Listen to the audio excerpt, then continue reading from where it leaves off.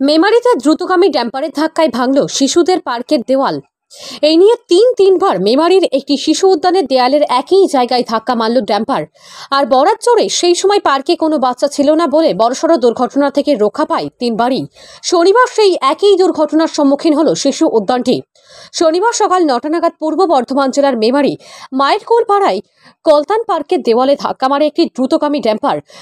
কলতান পার্কের দেওয়ালটির একাংশ ভেঙে পড়ে ও অন্য অংশটি সম্পূর্ণ হেলে যায়। প্রত্যক্ষদর্শীর কাছ থেকে জানা যায়, মেমারি হাসপাতাল মোড় থেকে একটি দ্রুতগামী ড্যাম্পার আসছিল। একই দিক থেকে একটি দ্রুতগামী যাত্রীবাহী বাস ড্যাম্পারটিকে ওভারটেক করার সময় ড্যাম্পারটি নিয়ন্ত্রণ হারিয়ে কলতান পার্কের দেওয়ালে ধাক্কা মারে। সেই সময় এক পথচারী রাস্তা পার হচ্ছিলেন, তিনিও ছুটে রাস্তার ওপারে চলে যান। বড়সড় দুর্ঘটনা থেকে রক্ষা পায় পথচারী। স্থানীয়দের কাছ থেকে জানা যায়, এই নিয়ে তিনবার একই জায়গায় এই দুর্ঘটনা ঘটল।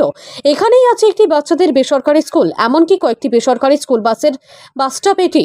ছাত্রছাত্রীরা বাস ধরার জন্য দাঁড়িয়ে থাকে। তাদের দাবি, রাস্তার এই জায়গায় স্পিড ব্রেকার কিংবা হ্যাম্পার করা হোক।